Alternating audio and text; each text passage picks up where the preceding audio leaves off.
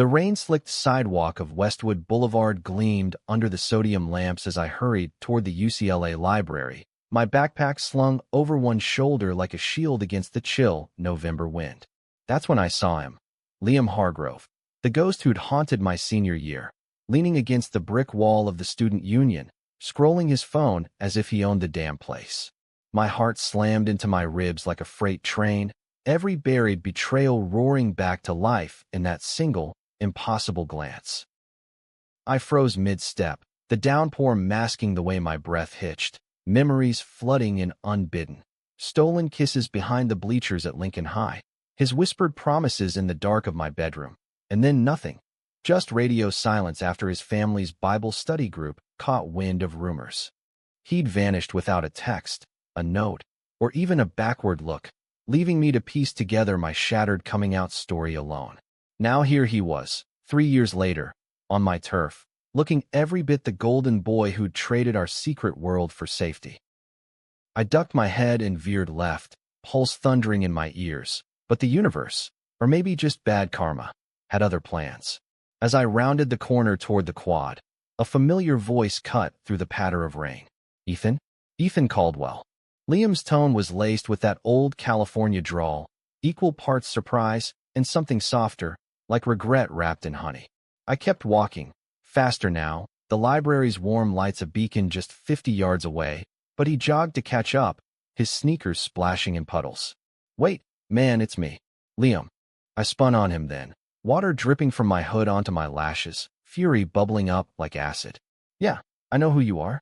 The guy who bailed when things got real. What the hell are you doing here? My voice cracked on the last word, betraying the ache I'd spent years cauterizing with sarcasm and late-night runs along the beach.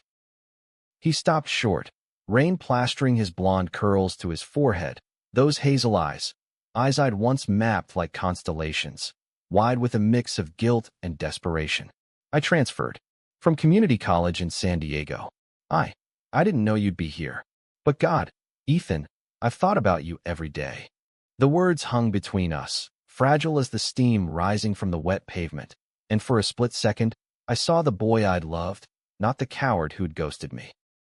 But love doesn't rewrite history. I laughed, sharp and hollow. Every day, huh? Funny, my phone never rang. I turned away again, the library doors swinging open to swallow me whole, but his plea echoed in my wake. Please, just talk to me. Let me explain. I didn't look back. Not then. Inside, the library's hush wrapped around me like a blanket, the scent of old books and fresh coffee grounding my spinning thoughts. I claimed my usual corral on the 3rd floor, overlooking the Bruin Bear statue now shrouded in mist, and tried to focus on my journalism ethics midterm prep. But every rustle of pages conjured his face, every flicker of fluorescent light replayed that aborted confrontation. Liam Hargrove. Of all the universities in all the world, he picks UCLA. Coincidence? Or some twisted cosmic joke? My phone buzzed. Mia, my roommate and unofficial therapist, checking in from her poli-sci seminar across campus. Survive the storm? Beers later. I typed back a thumbs up, omitting the bombshell. Mia knew the ghosting saga inside out. She'd been the one to drag me to my first pride parade post-breakup, rainbow face paint and all, insisting I reclaim the narrative. Telling her now would mean reliving it all over again, and I wasn't ready for that excavation. By the time I emerged 2 hours later, the rain had eased to a drizzle, the quad alive with students huddled under umbrellas, laughter cutting through the damp air.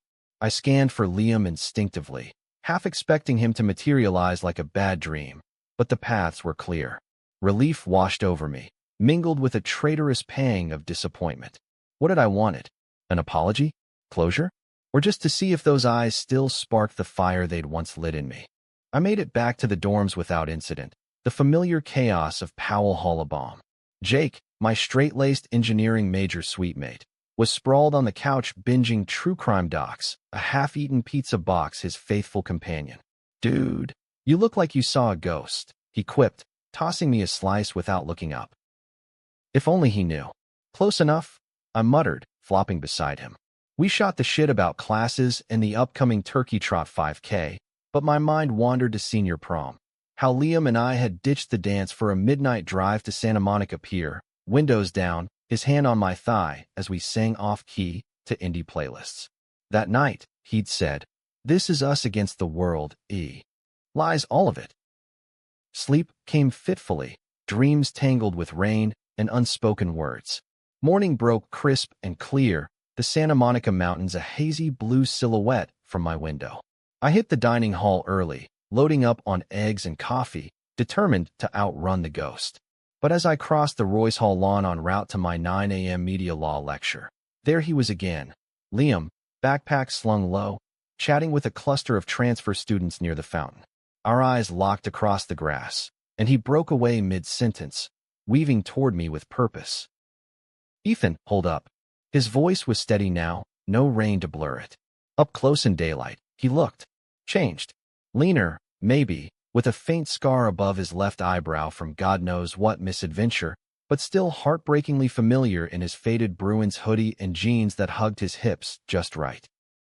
I halted, arms crossed like armor. What part of "leave me alone" didn't stick? People streamed past us, oblivious to the minefield of our history. He raked a hand through his damp hair, exhaling slow. "I get it.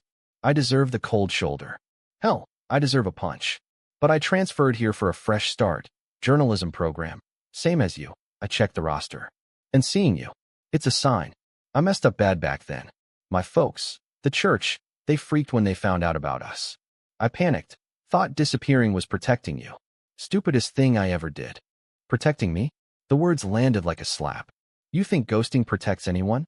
I spent months wondering if I was the problem, if loving you was some curse.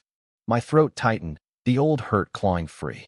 Around us, a group of freshmen tossed a frisbee, their ease a stark contrast to this raw standoff. Liam's face crumpled, genuine pain etching lines around his mouth. "You weren't the problem. I was.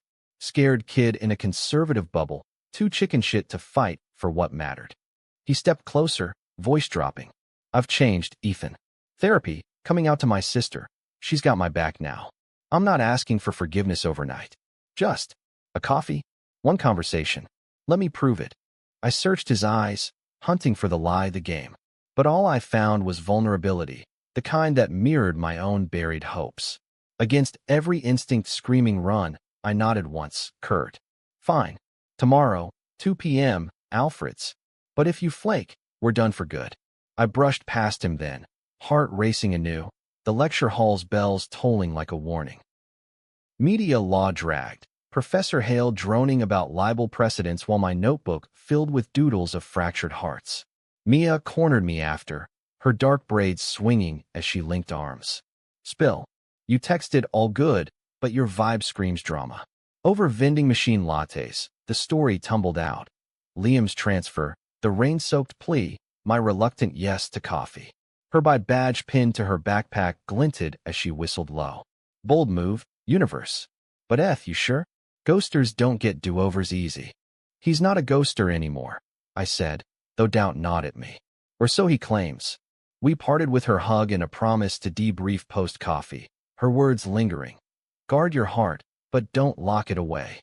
The rest of the day blurred, group project in the newsroom, a run along the Strand where the Pacific's roar drowned my what-ifs. By evening, Jake had dragged me to pick up basketball at the gym, his easy camaraderie a reminder of uncomplicated bonds. "New guys got you twisted," he observed later, over post-game burgers. "The high school ex?" I nodded, ketchup bottle in hand like a confessional. "Wants to fix it. Part of me wants to let him try." Jake clapped my shoulder. "Then try. Life's too short for maybes." Straight guy wisdom, unexpectedly spot on. That night, I lay awake, staring at the ceiling fan's lazy spin, replaying Liam's scar, his plea. What if this was redemption? Or just another layer of pain? Dawn crept in with no answers, only the insistent buzz of my alarm. Coffee loomed like a verdict. Alfred's buzzed with the Saturday crowd, laptops humming, baristas calling orders in a symphony of caffeine-fueled ambition. I claimed a corner table by the window, overlooking the village's eclectic storefronts, nursing a black Americano as nerves jittered under my skin. 5 minutes early, 10, then the bell above the door tinkled, and Liam walked in, scanning until his gaze landed on me. He carried a paper bag from the bakery next door, 2 muffins peeking out like peace offerings. "Thanks for coming," he said, sliding into the seat opposite, his knee brushing mine under the table, a spark I ignored. Up close, he smelled like citrus and fresh laundry, a scent that yanked me back to high school summers. "Don't thank me yet." I sipped my coffee, letting the bitterness ground me. "Talk. All of it." He nodded, unfolding the bag to reveal blueberry muffins, my favorite, a detail that twisted the knife. After I ghosted, I crashed hard. Moved to San Diego with my aunt. Enrolled at community college to lay low. But you were everywhere. In my head, my dreams. I dated a guy last year, tried to move on, but it bombed because I was still hung up on you. His fingers traced the tables with grain, avoiding my eyes. Therapy helped unpack the crap, internalized homophobia, fear of my dad's disappointment. He's old school military, you know? But I came out to him last month. It was ugly, tears and yelling, but he's trying. Slowly. The confession hung heavy, stirring a reluctant empathy. I'd built him as the villain, but villains had backstories too. "And your sister?" I prompted, remembering her from family barbecues, the one ally in his conservative clan. "Ellie's my rock. She knew about us the whole time, covered for me. When I told her I was transferring here, she said, 'Fix what you broke, idiot.'" He managed a wry smile, but it faded quick. "Ethan, I hate what I did. You deserved better. A fight, not flight. If there's any way to earn back even a sliver of trust, I'll do it. Friends, if that's all." Friends. The word landed soft. A demotion from lovers, but a promotion from strangers. I picked at my muffin, crumbs scattering like scattered thoughts. "I don't know, Liam. Trust isn't a switch. And I'm not the same kid you left. I've got friends who see all of me. No hiding. A life here." "I see that." His gaze lifted, steady now. "You're glowing. Confident. It's hot." A flush crept up his neck, old flirtation slipping through, and I barked a laugh despite myself. Flattery won't fix this. But the ice in my chest cracked, just a hair. We talked then, really talked, for the first time in years. Surface stuff first. Classes, he was in my ethics seminar, small world. Mutual acquaintances from high school who'd scattered to the winds. Deeper waters next. My internship at the Daily Bruin, his volunteer gig at a queer youth center in San Diego. Laughter crept in, tentative, when he admitted botching his transfer paperwork and nearly ending up at UC Irvine. By the time we parted, another accidental knee brush, another unspoken spark. The afternoon sun slanted gold through the windows. "Text me," he asked at the door, vulnerability raw. I hesitated, then, maybe. It wasn't yes, but it wasn't no. Progress or peril. Back on campus, the high faded into unease. Mia grilled me over FaceTime from her shift at the co-op. Muffins? Therapy? Sounds scripted. What's the angle? Her skepticism mirrored my own, a by woman's hard-won caution after her own heartbreaks. "No angle," I insisted, though doubt lingered. "Just talking." She softened. "Okay, but boundaries, F. Your gold, don't let him tarnish it." We pivoted to lighter fare, planning a girls' night in with our friend group, but her words echoed as I prepped for the week's grind. Monday's ethics seminar confirmed the overlap. Liam, 2 rows back, his presence a magnetic pull. Professor Hale launched into a debate on outing public figures, and when my hand shot up, ethics demand consent. Always, Liam nodded along, his eyes on me like affirmation. After class, he lingered by the door. Solid point. Drinks to celebrate surviving Hale. Tempting, but I've got lab. Lie. I had nothing but avoidance.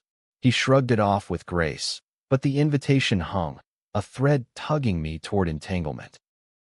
The week unraveled in fits, stolen glances in the newsroom. Turns out he snagged an assistant editor spot. Accidental run-ins at the farmer's market where he'd buy my favorite stone fruit. Each chipped at my walls, memories resurfacing not as wounds, but as what-ifs. Jake noticed, ribbing me gently. "X-Files got you smiling more." Good sign. But Mia's crew, our tight-knit queer circle, including non-binary artist Riley and trans activist Sam, soured on the news at Thursday's bonfire on the beach. Sparks flew from the driftwood pyre as I confessed over Esmores. "Liam? The Liam?"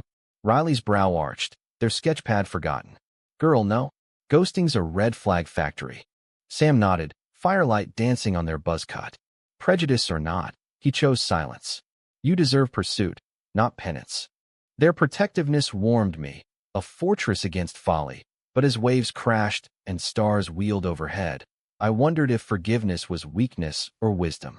Liam texted that night, a meme about ethics class, innocuous. I replied with an emoji. Baby steps. Friday brought storm clouds, literal and figurative. A campus-wide queer alliance meeting turned heated, debating allyship in the face of rising anti-LGBTQ bills in Sacramento. Liam showed up, uninvited, earnest, volunteering to co-chair the awareness subcommittee. Whispers rippled. Who was this transfer crashing our space? Mia shot me a look across the room, but I stayed neutral, watching him pitch ideas with a passion I'd forgotten he had. After, as we packed flyers, he cornered me in the hallway. Too much? I just want to contribute. It's fine. Pause. Actually, it's good. But earn it here too. Our hands brushed over a stack of posters, electricity humming, and I pulled back first, hard in my throat. That weekend, Jake's insistence on a group hike to Runyon Canyon sealed it. Clear head, fresh air. Bring the X if you dare. I didn't, but Liam's trail run selfie popped up in my feed. Same path. Hours later. Captioned, chasing sunsets and second chances. Cheesy, but it coaxed a private smile. By Sunday brunch at Swinger's Diner, resolve wavered. Mia and I dissected it over avocado toast. He's trying, but trying's the baseline. What's the endgame? I don't know. Honesty stung. Scared it'll end like before. She squeezed my hand. Then make it different. Your rules. Monday's downpour rivaled last week's, but this time, I didn't dodge when Liam waved from under the bookstore awning. Share. He held out his umbrella, a truce. We dashed to the coffee cart, laughing at soaked sneakers, and over steaming cups, barriers crumbled further. He shared family fallout details. His dad's gruff, I'm proud anyway email, Ellie's tearful hug.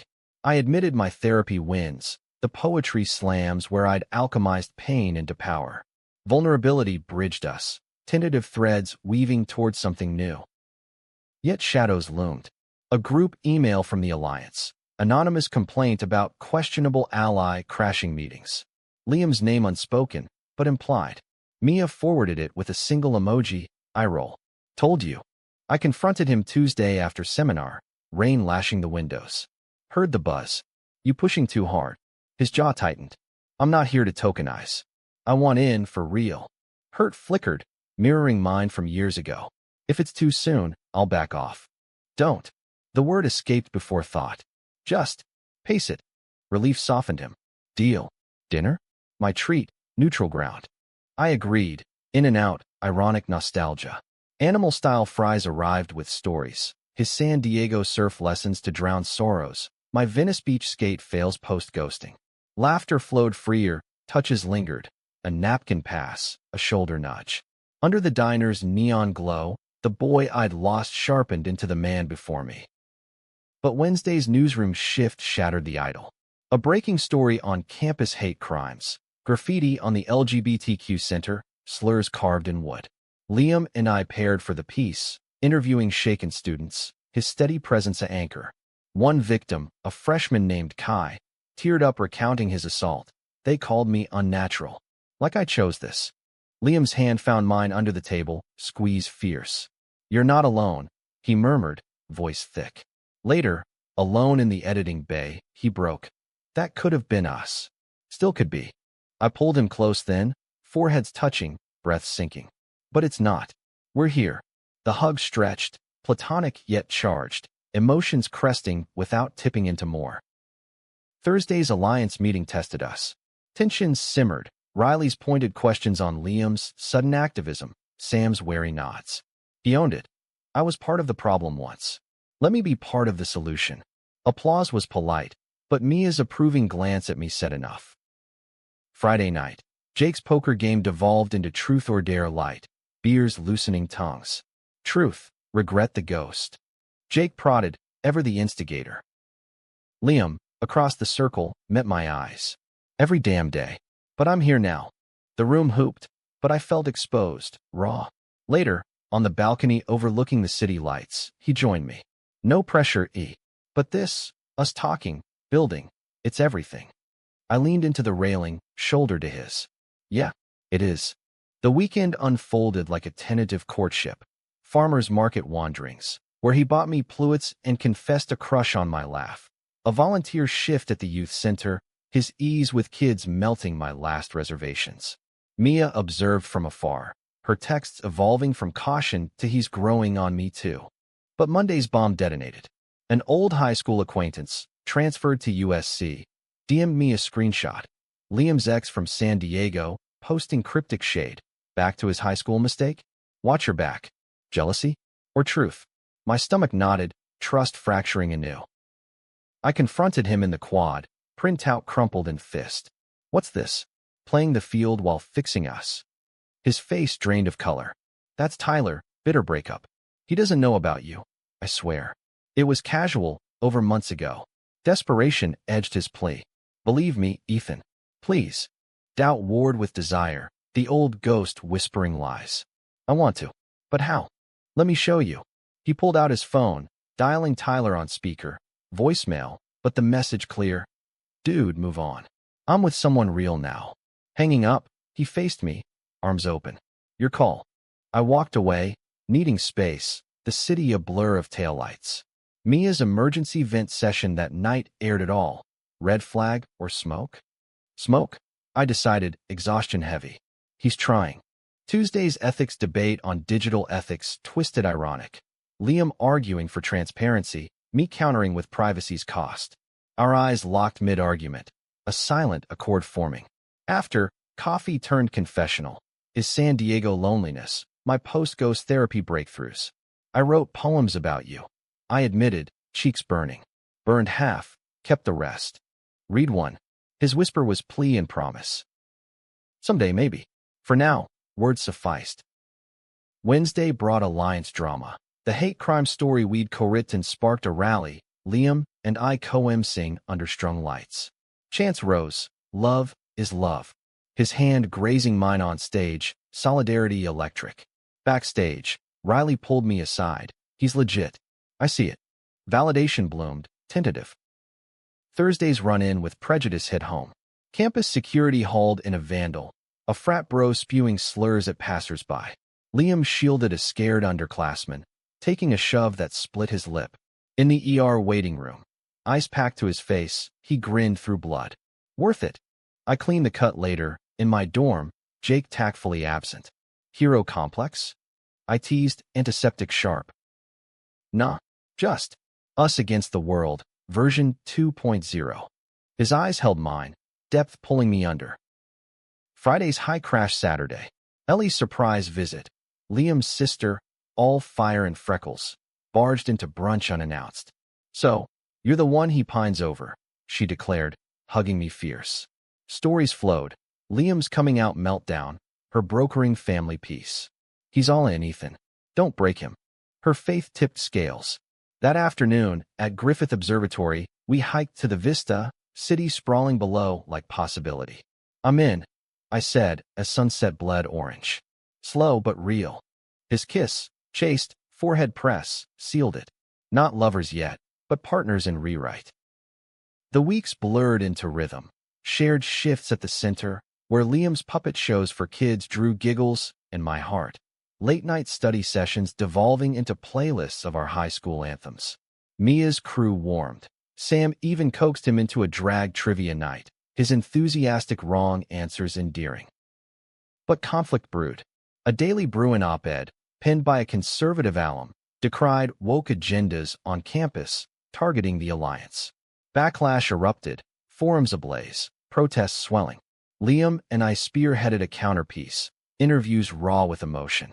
One source, a closeted prof, broke down. Fear's a prison. You too? You're free.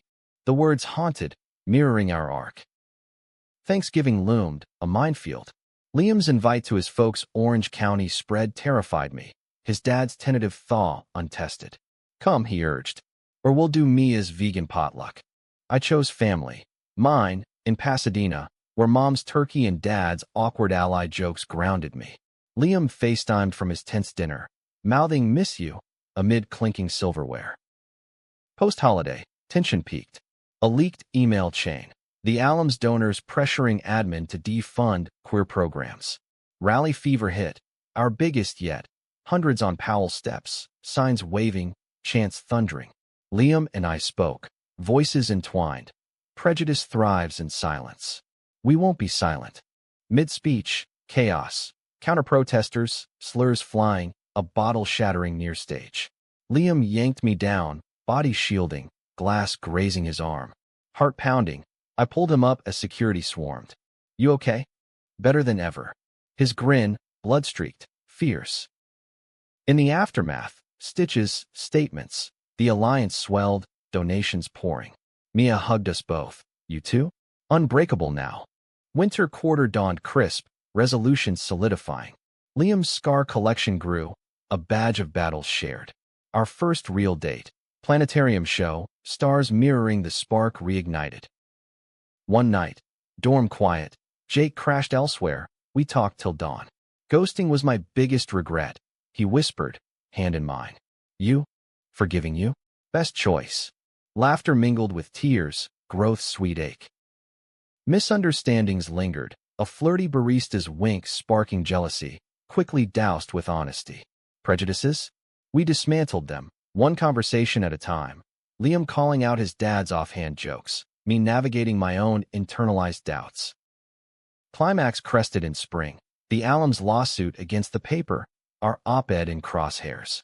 Courtroom tension, testimonies raw, Kai's bravery, Riley's art as evidence.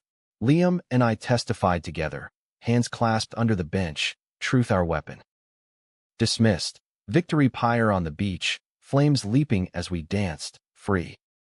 Summer beckoned, internships calling, but us? Solid. The boy who'd ghosted became the man who'd stay. Epilogue whispers. Years on, at our wedding, Ellie officiating, Mia toasting, Liam's vow. I chose you then, in silence. Now I shout it. And in his eyes, no ghosts, only home.